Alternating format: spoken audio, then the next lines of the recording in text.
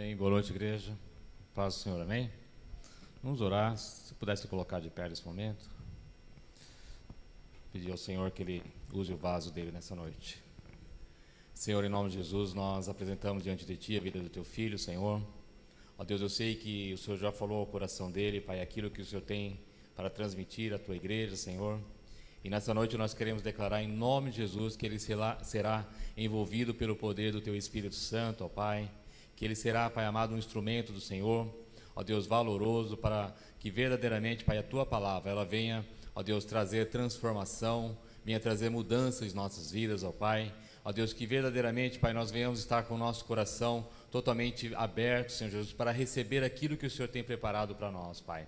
Ó Deus, assim como, ó Deus, aquele que semeia, Pai amado, a semente na terra, antes ele, Pai, ele prepara, ó Deus, a terra para que a semente receba, Pai, um solo fértil, Senhor. Ó Deus, que o Senhor prepare os nossos corações para que essa semente, Pai, ela venha encontrar um solo fértil, Senhor, e que o Senhor regue, Pai, com as Tuas águas, ó Deus, verdadeiramente, cada coração, Pai, que vai estar ouvindo, Pai, nessa noite a Tua palavra. Em nome de Jesus, Pai, nós declaramos a bênção do Senhor sobre a vida do Teu Filho, sobre a família dele, Pai, que nenhum revide, nenhuma retaliação tem poder sobre a vida dele, sobre a família, Pai. Em nome de Jesus, nós Te louvamos e Te adoramos e Te agradecemos desde já, Pai, pela vida do Teu Filho e pela Tua palavra, Pai, que virá, ó Deus, às nossas vidas. Em nome de Jesus. Amém, Senhor. Glória a Deus. Boa noite, irmãos. Semana passada, eu comecei a ministrar uma palavra aqui que tratava das 7 igrejas do Apocalipse, né? Qual a ideia, né? Só recapitulando rapidamente. Inclusive eu falei de 2 igrejas, de Éfeso e de Esmirna, né? E eles, se você fizer uma análise, eu vou repetir o que eu falei logo no início da outra pregação também, tá? Nós somos a igreja, certo? Não é aqui, esse lugar. É pessoal a igreja. Então, por exemplo, que eu vou dar o exemplo novamente. Se nós falássemos assim, vamos mudar daqui para outro lugar. O outro lugar é a igreja. Aqui não é mais igreja. Aqui, se a prefeitura comprar, ela faz um teatro, ela faz o que ela quiser. A igreja somos nós. Nós somos o templo e a igreja. Aqui é um lugar onde a igreja se reúne, certo? A igreja se reúne aqui. A igreja podia se reunir numa chácara, a igreja podia se reunir na praça, onde for. Nós somos a igreja. Então, quando eu olhei essas igrejas, as 7 igrejas do Apocalipse, né? Assim, são 7 porque talvez naquele momento, quando foi escrito, que era no ano 95, 96 mais ou menos, talvez fossem as igrejas, que depois o templo já tinha sido assolado, já estava tudo derrubado, talvez foram as que sobraram naquela época. É uma das possibilidades. A outra foi as que Jesus escolheu para que João passasse para os anjos das igrejas, e que ele escolheu para mostrar que tipo de pessoa nós somos. Talvez fosse dessa forma. Então é uma especulação que cada um agora pode chegar a uma conclusão, né? Então, a minha intenção, quando eu recebi essa palavra, foi trazer essas características para dentro da nossa vida. Quais são as características de cada igreja, tá? Mais uma vez eu falei para vocês que naquela época se tinha uma igreja por cidade, certo? Hoje nós não somos mais assim. Talvez porque a igreja se corrompeu e a igreja se dividiu, e a tendência da igreja, conforme ela for sendo restaurada, ela voltar como uma igreja primitiva. Quem sabe um dia nós seremos uma igreja aqui em Agudos, uma igreja em Bauru, não sei. Sinceramente, são coisas que tem várias vertentes de estudo, mas nós acreditamos pessoalmente que a tendência que deveria acontecer era retornar como era antes. E você percebe que cada cidade, cada igreja tem uma característica diferente. E, por exemplo, agora aqui na cidade, nós temos várias denominações diferentes. E cada uma delas tem uma característica diferente. Tem igrejas que são fortes em libertação, tem igrejas que são fortes em aconselhamento, tem igrejas que são fortes no louvor, então, são vários tipos de características, com coisas boas e com coisas ruins. Então, a nossa comunidade local aqui, que é uma fraçãozinha do corpo de Cristo, tá? Ela tem uma série de qualidades e defeitos, que somos nós que estamos, né? E, sendo assim, nós vemos que essas características permeiam as pessoas que estão. Parece que existe um tipo de unção espiritual sobre a igreja, e um tipo de ataque também sobre aquela específica igreja, né? É até interessante. Nós falamos um pouco de Éfeso, e interessante foi notar aqui que quando João, o apóstolo, ele estava em espírito, no dia do Senhor, exilado na ilha de Pátimos. João aqui devia ter quase 100 anos de idade. Ele escutou uma voz como trombeta atrás dele, falando. Ele se virou e viu quem estava falando. Coisa que todo mundo acho que faria, né? Eu virava na hora também, né? E ele viu lá uma pessoa, viu os 7 candeeiros de ouro, depois explicou que os 7 candeeiros, cada candeeiro era uma igreja, certo? Candeeiro, igreja de ouro. Candeeiro onde se põe luz, vela, tocha, sei lá o que for, põe luz, uma luminária, tá? E o que quer dizer isso?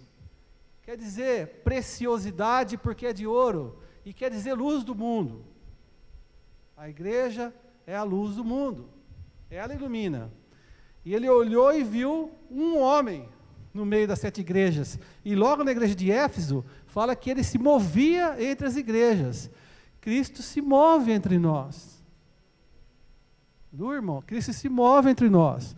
Então o que nós temos, né, entender é isso, nós somos preciosidade, e esse Cristo que ele olhou, não foi aquele Cristo que veio, foi um Cristo glorificado. E o que ele viu?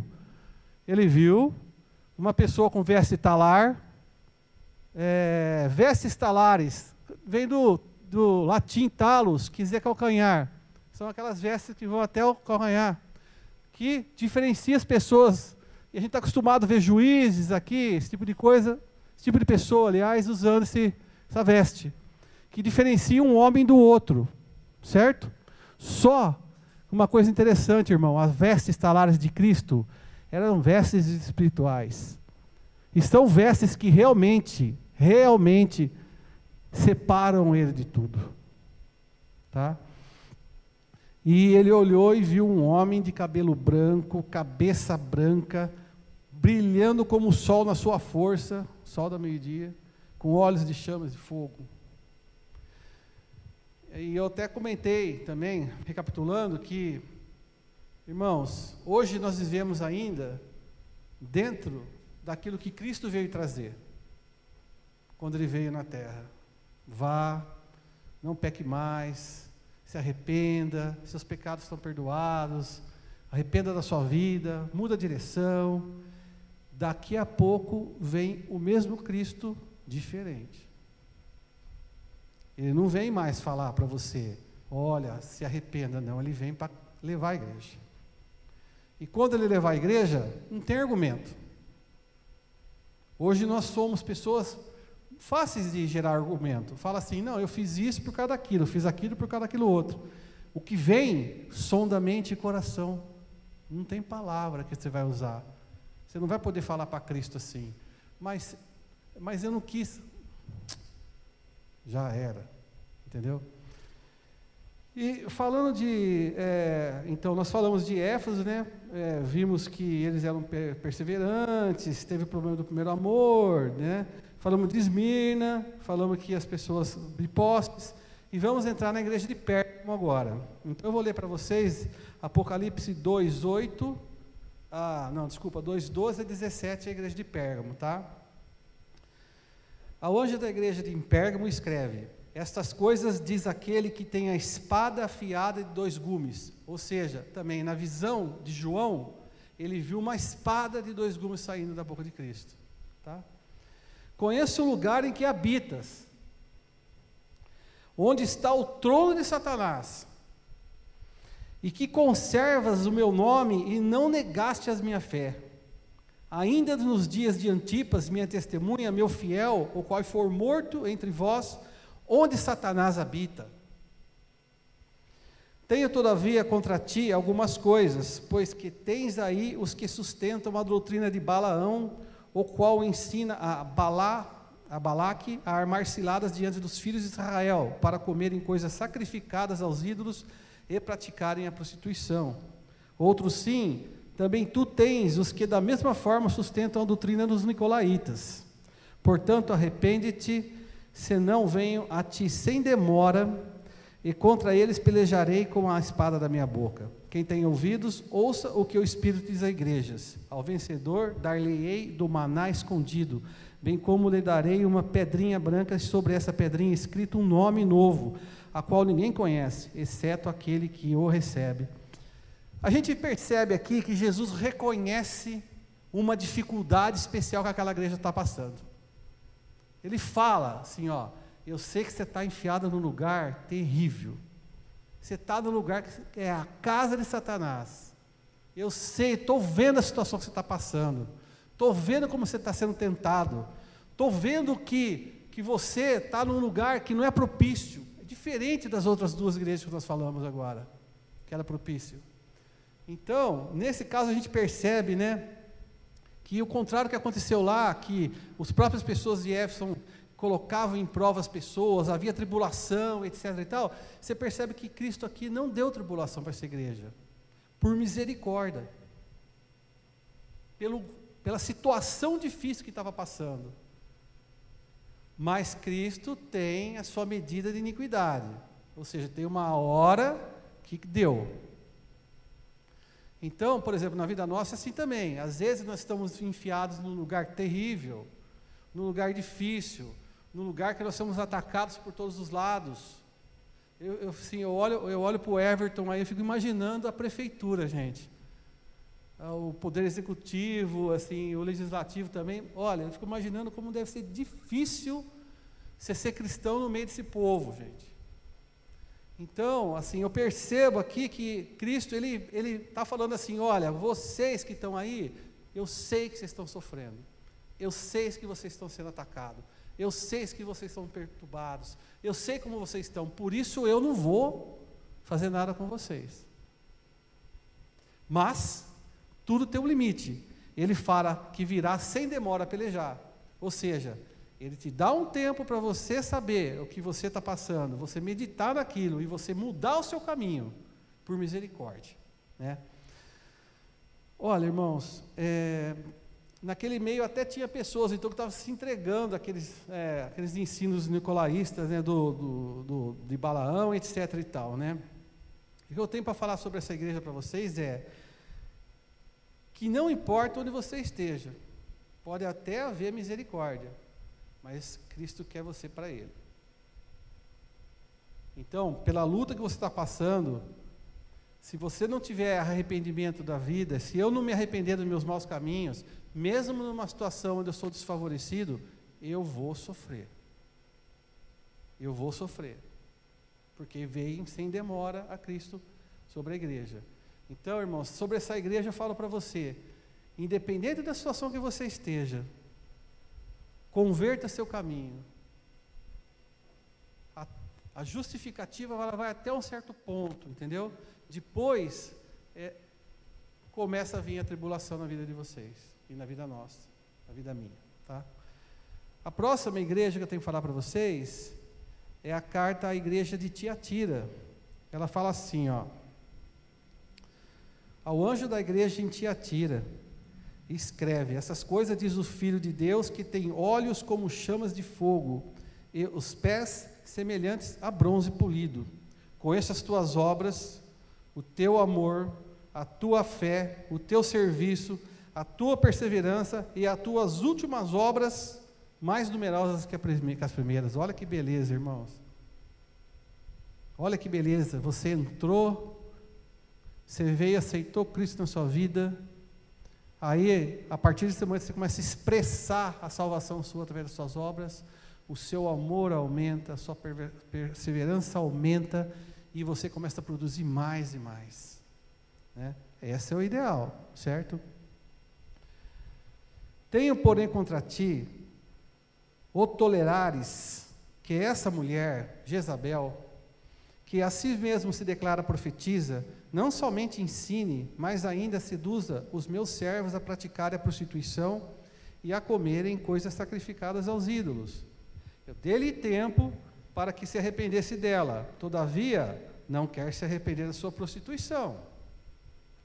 Eis que a prostro de cama, bem como em grande tribulação os que com ela adulteram, caso não se arrependam das obras que ela incita. Matarei os seus filhos, e todas as igrejas conhecerão que eu sou aquele que sonda mente e coração, e vos darei a cada um segundo a vossa obra.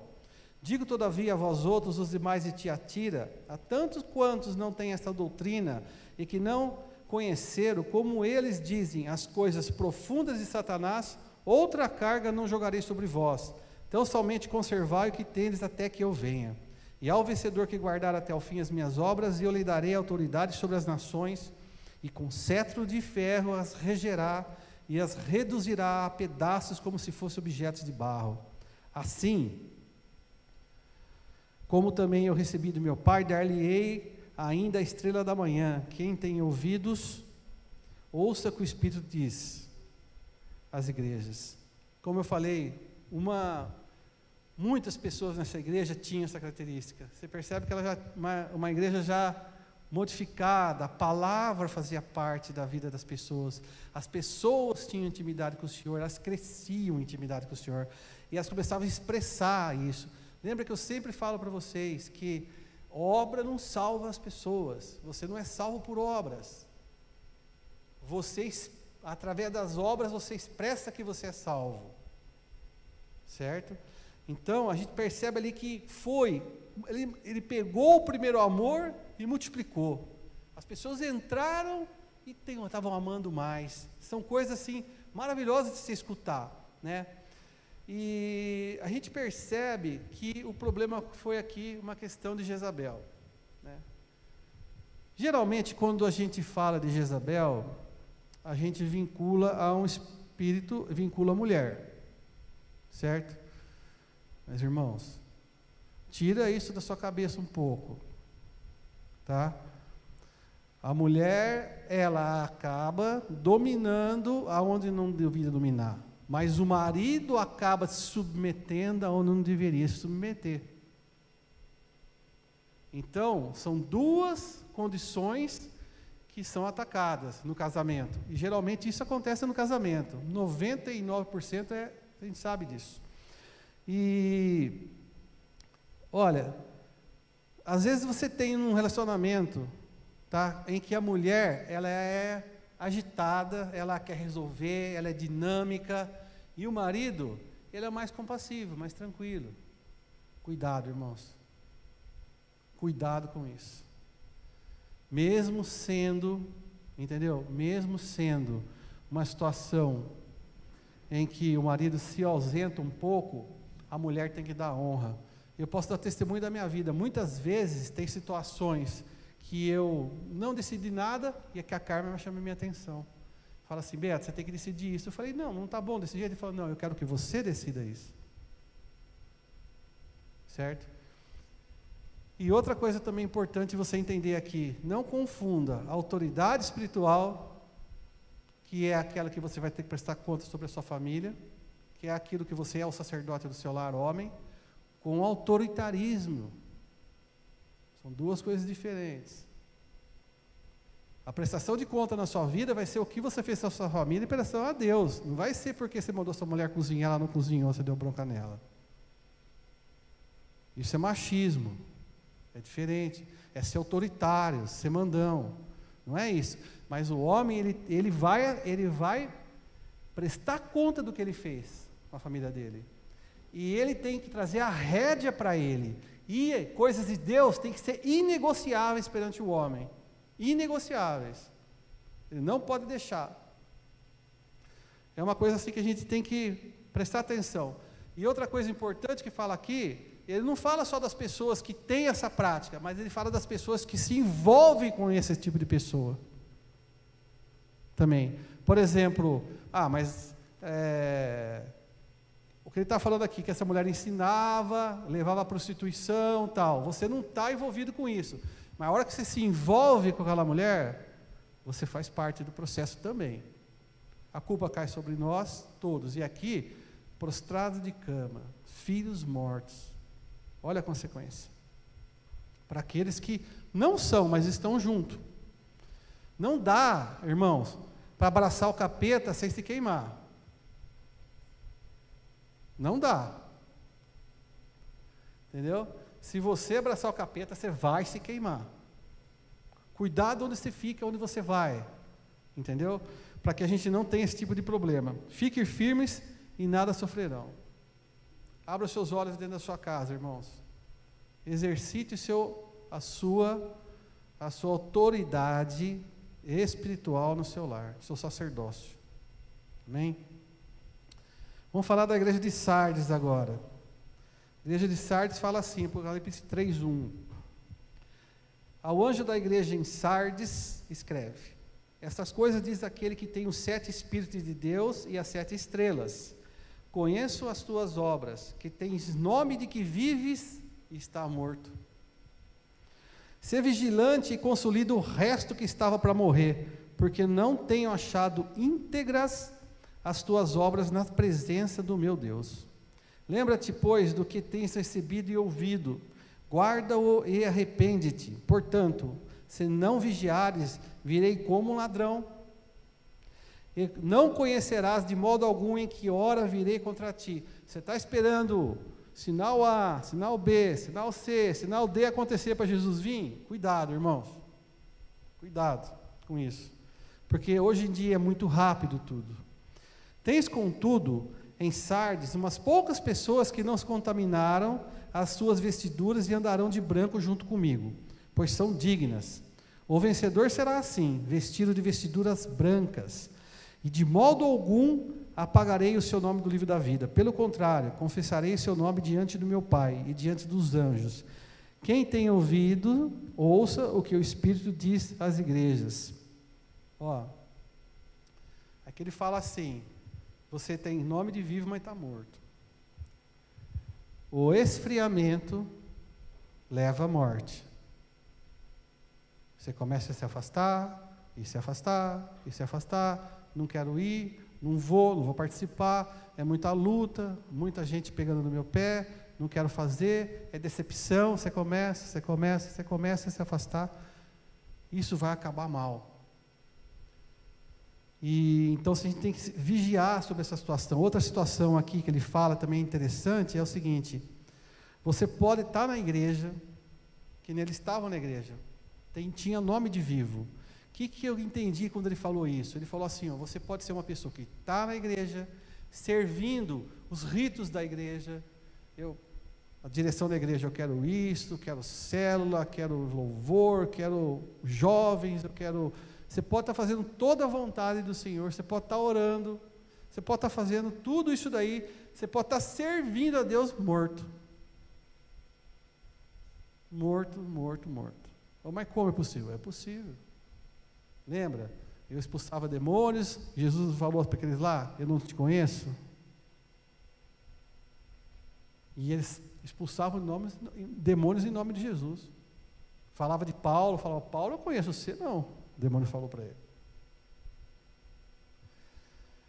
Então, a gente tem que olhar isso, porque é o seguinte: você pode estar fazendo toda a vontade do Senhor, mas qual é a intenção do seu coração? Por que eu estou fazendo isso? Para que eu estou fazendo isso? É para mostrar para alguém que eu estou fazendo? É para mostrar para os pastores que eu estou trabalhando? É para mostrar que eu estou servindo? É para que os outros me vejam com olhos que na verdade eu não sou? Eu chego, eu falo sério, eu falo polidamente, eu nunca perco a paciência. Nunca perca a paciência, né, Amir? Não, né? Nunca perca a paciência, tal. Todo mundo vai olhar para mim e vai falar assim: olha só, morto. Fingimento, irmão. Examina seu coração, por que você está servindo? Você tem que servir ao Deus nosso, Todo-Poderoso, ao nosso Senhor. Eu tenho que servir meu Pai. O mundo pode estar caindo, eu tenho que estar servindo meu Deus. Examina, irmãos, para que você não tenha problema nenhum, né? Outra coisa que ele fala interessante aqui é sobre ouvindo e recebendo a palavra. Deixa eu ver, eu vou voltar um pouquinho, ó. Lembra-te, pois, do que tens recebido e ouvido, guarda-o e aprende-te. Guarda-o e arrepende-te. O que está falando aqui? Está falando uma coisa aqui que quem ministra sabe o que eu estou falando. Você, quando vai ministrar, você recebe a palavra, às vezes, na maioria, acredito, para você, e aí você passa para a igreja. Mas às vezes você recebe uma palavra para a igreja, direto. E às vezes você recebe uma palavra para algumas pessoas. Você tem que passar na ministração. E às vezes você ministra e vê o erro, a pessoa saindo para o erro, e você ministra, e a pessoa indo para o erro, você vê ela até cair. Isso é triste, irmãos.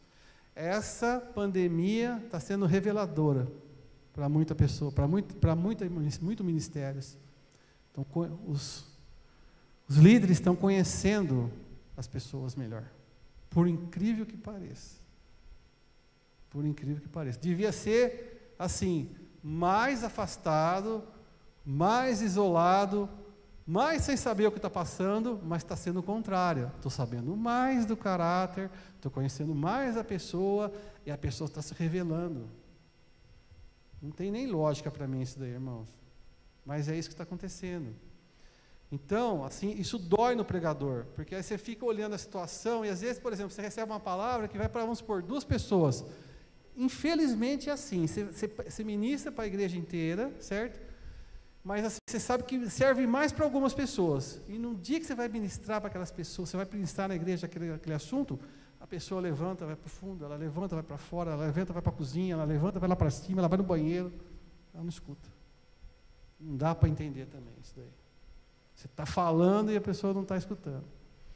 E às vezes é com a gente mesmo, né? Você recebe a palavra, você continua errando e você não percebe que é para você, né? Essa palavra aqui, ela veio com certeza para mim primeiramente, viu, irmãos? Bom, a próxima igreja que eu quero falar para vocês é a igreja de Filadélfia. Ela fala assim, ó: ao anjo da igreja em Filadélfia escreve: essas coisas diz o santo, o verdadeiro, aquele que tem a chave de Davi, que abre e ninguém fecha, que fecha e ninguém abrirá.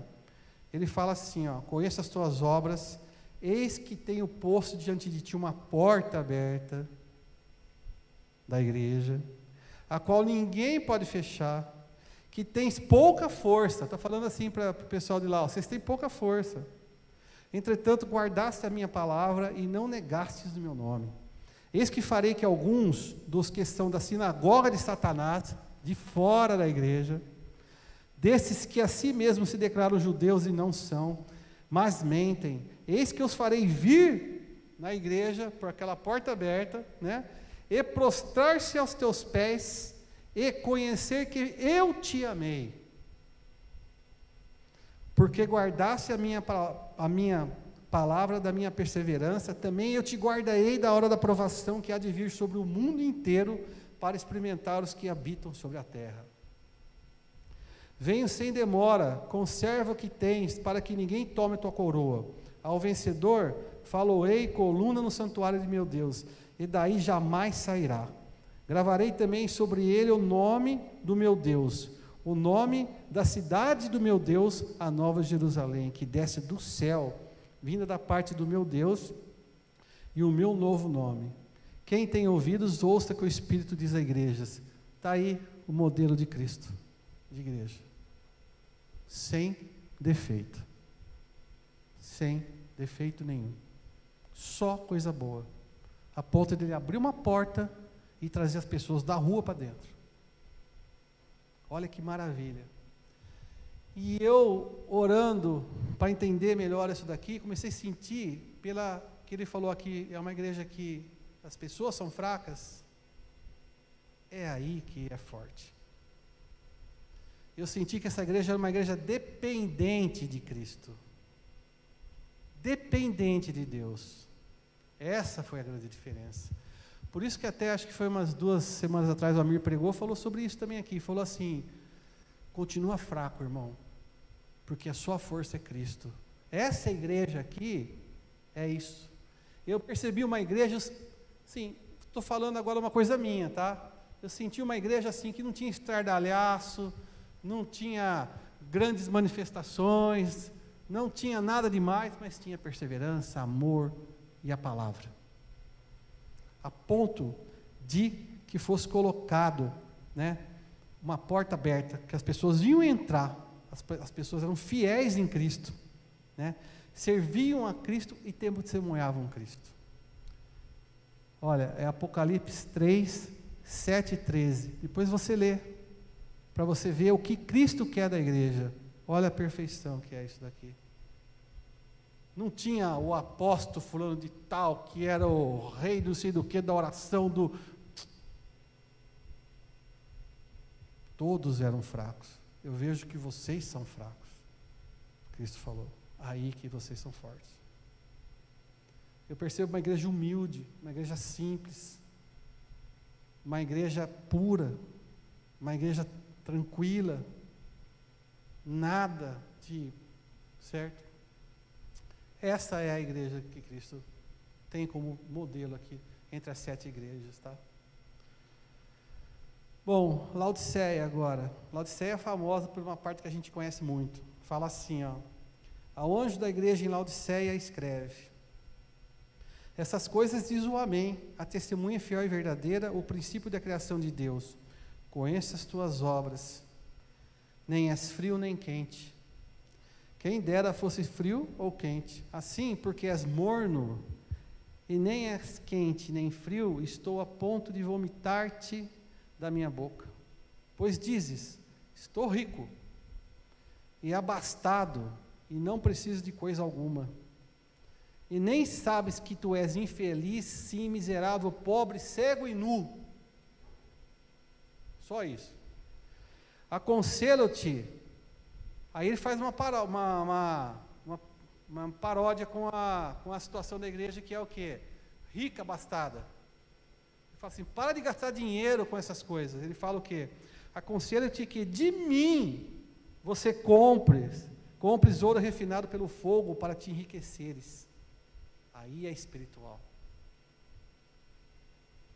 Vestiduras brancas para te vestires. É espiritual. A fim de que não seja manifesta a tua vergonha da tua nudez. Aí ele dá até uma satirizada, ele fala assim, ó, e colírio para você ungir seu olho, a fim de que você veja, você está cego.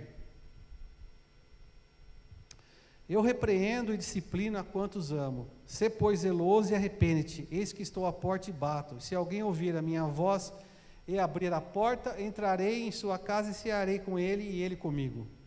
Ao vencedor, dar-lhe-ei sentar-se comigo no meu trono. Só isso também. Assim como também eu venci e me sentei com meu Pai no seu trono. Quem tem ouvidos, ouça o que o Espírito diz às igrejas. Olha, irmãos, é difícil falar, mas a riqueza, ela traz uma certa independência. Né? Você, por exemplo, vamos falar, Deus fala que o sol vem sobre o justo e o injusto. As chuvas não caem só na terra de quem é justo, do justo e injusto. Então, por isso que você olha, eu já trabalhei em umas 2 multinacionais grandes, eu olhava para cima, quase não via cristão, gente. Pessoas competitíssimas. tá? Competentes mesmo, e com alto salário, cargos altíssimos, e não eram cristãos. Mas eram pessoas de que tipo?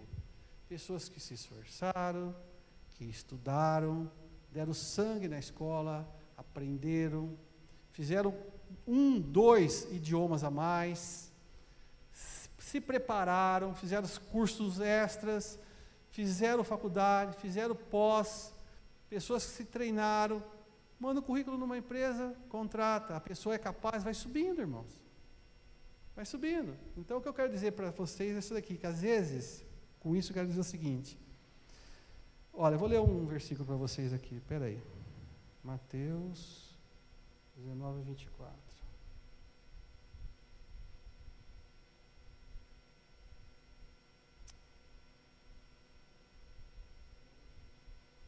Mateus.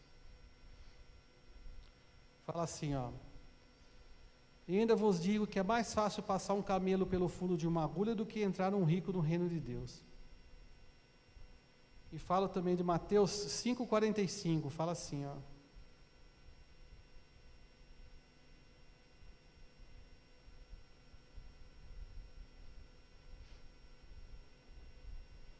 Para que vos torneis filhos do vosso Pai Celeste, porque Ele faz nascer do sol sobre os maus e bons, e vir chuva sobre os justos e injustos. Ó, se você fizer uma verificação do porquê que as pessoas vão na igreja, elas vão, eu acredito, por três posições específicas. Ela vai porque ela está com problema de relacionamento na casa dela, entre marido e mulher, ou ela vai porque ela está com problema com os filhos estão largados no mundo, suscetível a mal amizade, drogas e tudo mais, ou é a parte financeira. Ah não, Beto, espera aí, você está falando então que a pessoa não vai simplesmente porque ela quer adorar a Deus? Eu quero que você me apresente alguém, pode ter muita gente aqui, eu não sei, mas quando você vai, é porque está tudo estragado, você quer consertar. É difícil quando a pessoa está tudo bem, está tudo certo e vai. É complicado. Eu entendo isso daí, que é uma coisa natural até. Tem problema, irmãos? Não tem problema. Por quê? Porque é assim, pronto, acabou. Então, quando você, que nem esse aqui eu falei até na semana passada, quando eu me converti, quando aceitei Jesus na minha vida, eu viajava muito, eu lembro que eu ia de cidade em cidade orando. Senhor, conserta meu casamento, eu estou precisando, Senhor, conserta isso, Pai, eu preciso disso, Pai, eu preciso que só dava eu, irmãos, era só eu. Normal isso daí, no começo.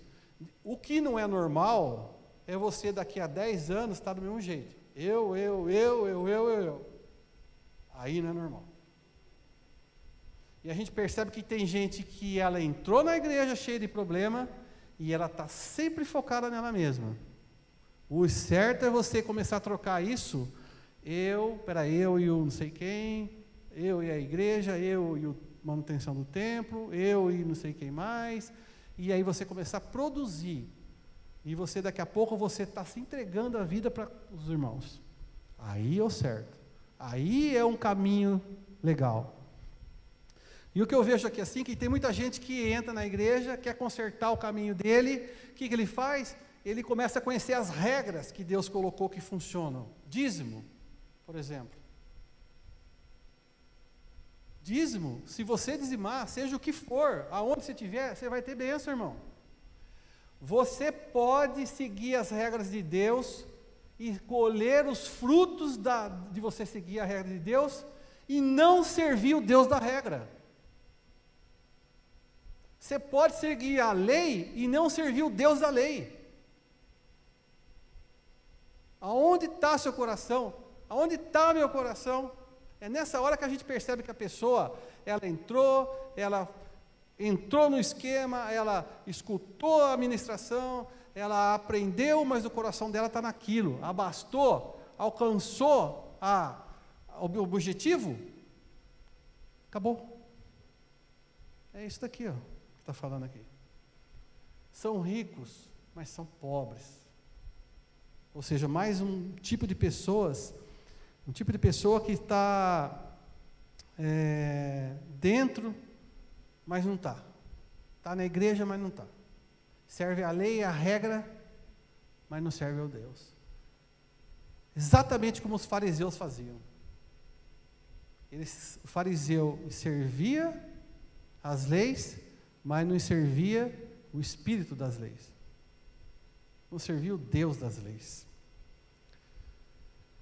Olha, eu tenho um amigo meu, por exemplo, que a gente, assim, no começo da vida nossa, a gente sempre ajudava um ou outro. A gente tinha um grupinho de amigos, sempre, apertou, dava uma ajuda a um, outro dava ajuda, depois a gente um pagava o outro, né?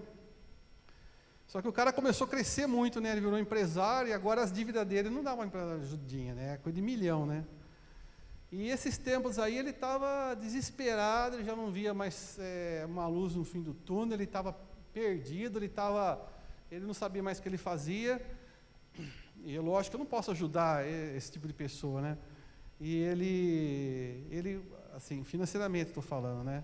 E ele foi num amigo meu, que também é cristão também, eu sou cristão, os três eram cristãos. Foi lá, chegou lá e explicou a situação para ele. Olha, eu estou assim, você pode me ajudar? Ele falou assim, Deus não envergonha um dizimista fiel para ele. Você está dizimando? Ele falou, não. Ele acertou a vida dele.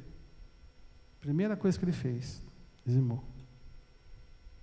Eu dou um testemunho meu sempre. No processo meu de conversão, o Adib, o irmão do Amir, ele falou para mim assim, você ganha quanto? Eu falei, não ganho nada. Eu recebo o pagamento eu tinha uma empresa, eu tinha uns funcionários. Eu recebia o dinheiro, pagava os funcionários, não sobrava nada. Pagava o fornecedor, não sobrava nada. E pagava o funcionário e o fornecedor, e não sobrava nada. Foi osso, viu, irmão? Foi assim, um ano assim, passava voando assim, nada sabe? E o Adib falou para mim uma coisa, por que você não põe Deus à prova? Eu falei, eu não estava no meio, né? Eu falei, a primeira coisa que eu pensei assim, esse cara aí está louco, como é que eu vou provar Deus? Ele mostrou, aí eu fui na casa dele, depois ele abriu a Bíblia e mostrou para mim, fazei prova de mim. Aí estava escrito, né? Ele falou para mim, você quer ganhar quanto? Não lembro naquela época, vamos dizer que fosse R$1.000, vai. Falei, eu quero ganhar R$1.000. Dá o dízimo de R$100, ele falou. Eu falei assim, peraí, você não está entendendo, faz mais de ano que eu não tiro R$1 de salário. Ele falou para mim, eu sei que não está entendendo, faz prova de Deus.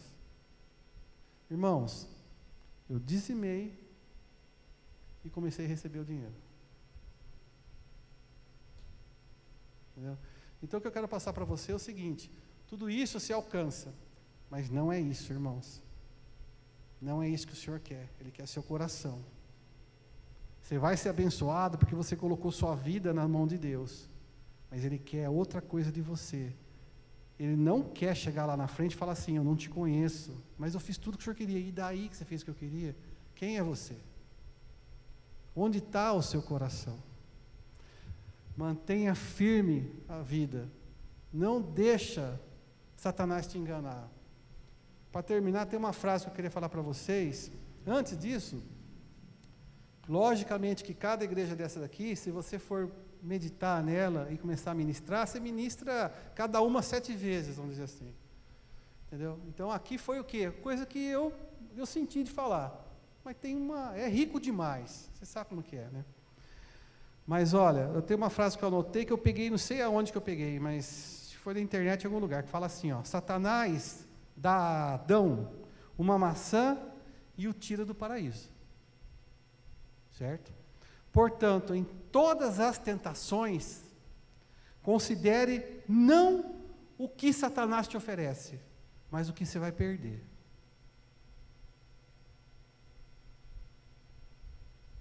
Considera isso, irmãos.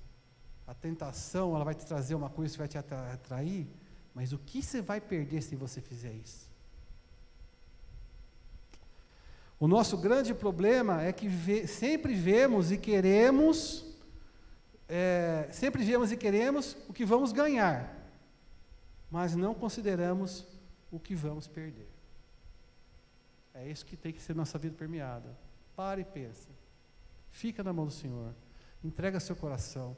É ali que você vai ser julgado. Aqui. Não é no seu intelecto, não é no que você fala, não é na justificativa, não é nada disso. Não adianta. Quando Cristo vier, Ele não vai falar para você por que você fez isso. Ele vai vir recolher a igreja. Ele não vai vir conversar, não, irmãos. Ele vai separar joio do trigo. Você ali e você lá. Mas, Senhor, peraí, por que eu estou indo para lá mesmo? Já era. Certo? Deus abençoe a todos, irmãos.